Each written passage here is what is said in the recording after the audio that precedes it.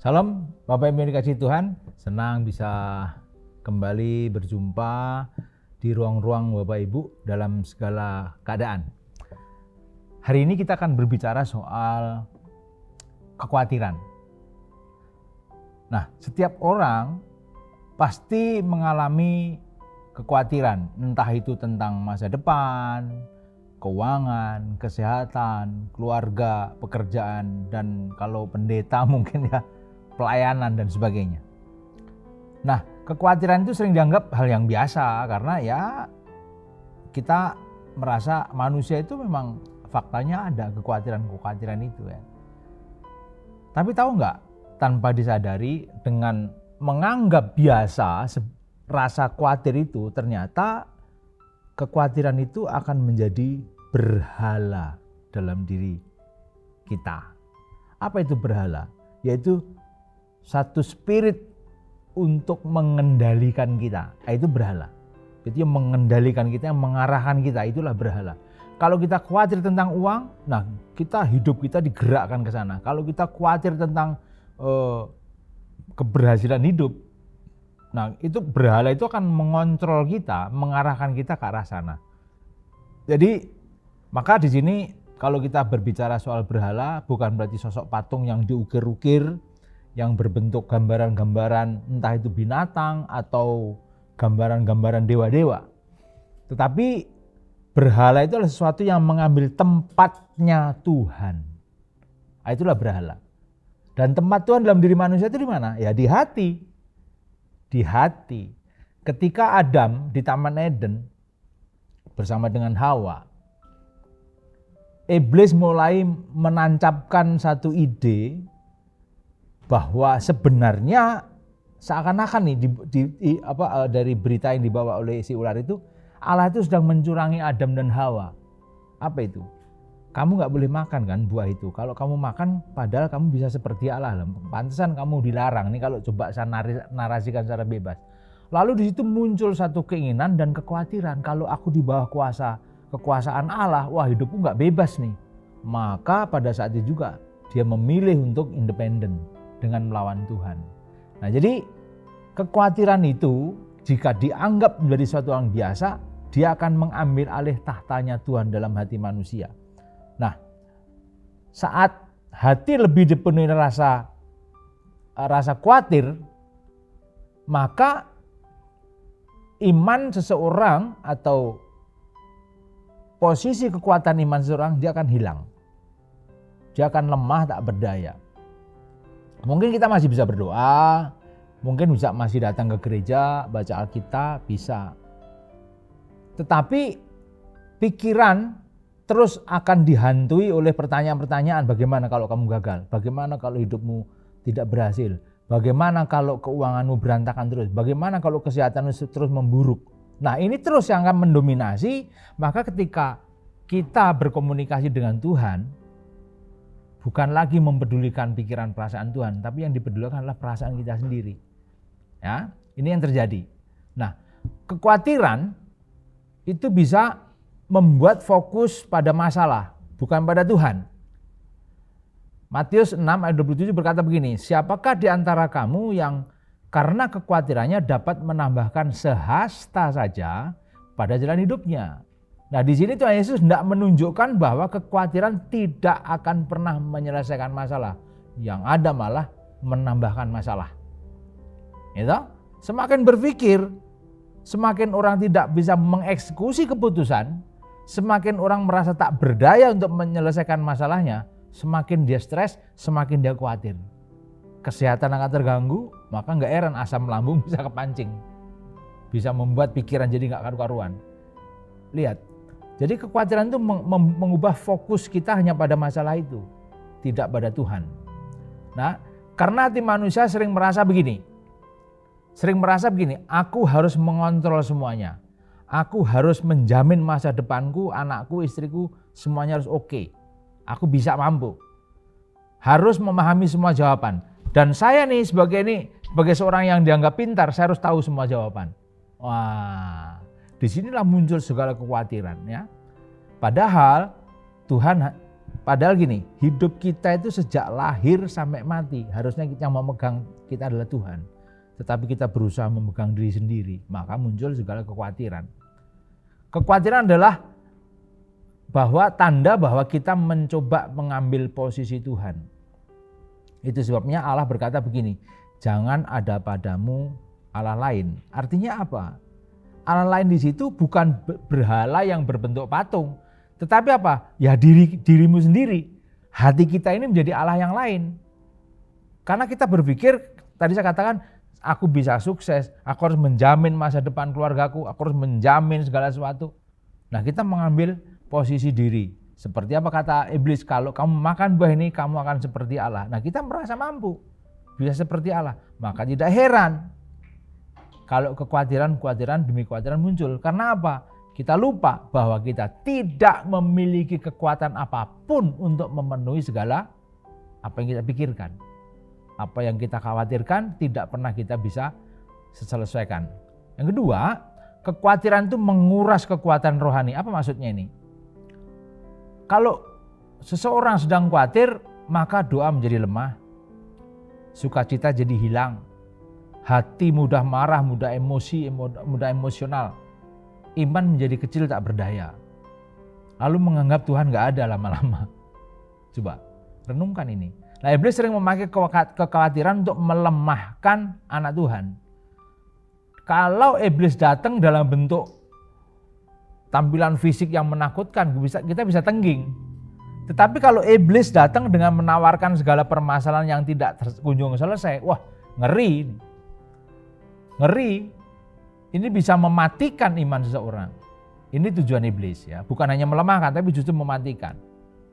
Kita jadi sibuk memikirkan kemungkinan buruk sampai lupa melihat penyertaan Tuhan yang nyata. Lihat ya, bangsa Israel berkali-kali gagal karena ini. Mereka melihat Laut Merah, padang gurun, kekurangan makanan, air pahit. Lalu mereka takut dan bersungut-sungut padahal Tuhan sudah berkali-kali menolong mereka. Mereka lupa bahwa mereka telah dilepaskan dari Firaun. Mereka lupa mereka telah dilepaskan dari diseberangkan Laut Teberau. Kalau siang dilindungi oleh tiang awan, malam dengan tiang api di padang gurun yang ganas. Dia nggak melihat itu. Mereka hanya melihat apa yang aku perlukan harus ada saat ini juga. Ini kan suatu pemberontakan yang luar biasa. Makanya Allah mengizinkan orang-orang yang bersungut-sungut di pagut ular sampai meninggal. Baik. Selanjutnya, kekhawatiran menjadi berhala saat kita lebih mempercayainya daripada Tuhan. Maksudnya apa nih? Ketika kekhawatiran itu kita percayai, artinya apa? Kita percaya bahwa apa yang kita khawatirkan itu yang kita pikirkan.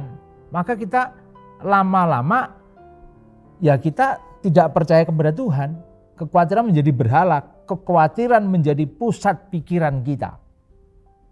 Hari ini khawatir, siang khawatir, pagi khawatir, malam khawatir, setiap saat khawatir.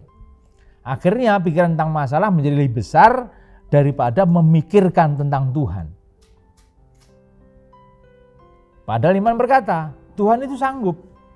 Aku datang memberikan hidup yang berkelimpahan. Karena kekhawatiran kita, karena kita kurang ini, merasa kurang itu, akhirnya tidak lagi kelimpahan yang kita terima. Kekurangan demi kekurangan. Ya, akhirnya kita tidak tahu bagaimana kalau Tuhan tidak bekerja. Artinya apa? Yang kita tahu begini, mohon maaf, maksudnya gini, kita hanya tahu bagaimana seakan-akan Tuhan nggak bekerja buat kita.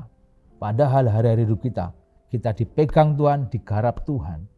Tuhan tidak sedang berurusan dengan hal-hal yang sifatnya fisik, tetapi Tuhan berurusan dengan hati kita. Karena Allah ingin memastikan bahwa kita terhindar dari api kekal.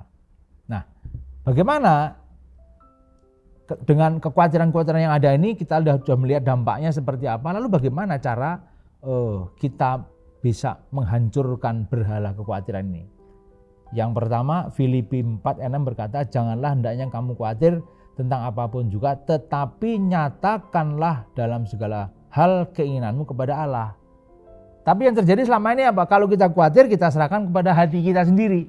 Kita serahkan kepada pikiran kita. Seakan-akan kita mampu menyelesaikan itu. Padahal tidak sama sekali. Filipi jelas, kalau kamu khawatir serahkan kepada Tuhan yang sanggup. Lah, bagaimana kita mau percaya kepada Tuhan kalau kita lebih percaya dengan kekuatan sendiri? Ini menjadi masalah. Jadi tidak ada cara lain kita berserah kepada Tuhan. Datang kepada Tuhan tidak perlu protokoler yang jelimet. Cukup datang dimanapun, kapanpun saatnya. Ngomong, Tuhan aku sedang susah. Tuhan aku sedang malas nih Tuhan. Tuhan aku sedang tidak tertarik untuk baca Alkitab. Tuhan aku sedang tidak tertarik untuk doa. Gimana caranya? Sampaikan sama Tuhan. Ya. Lalu Tuhan berkata bukan hanya percaya kepada Tuhan. Lalu Tuhan berkata semuanya bawa kepada Tuhan. Jangan tanggung-tanggung. Sering kita membawa masalah ke pikiran. Tetapi kita tidak membawanya sungguh-sungguh kepada Tuhan. Betul nggak?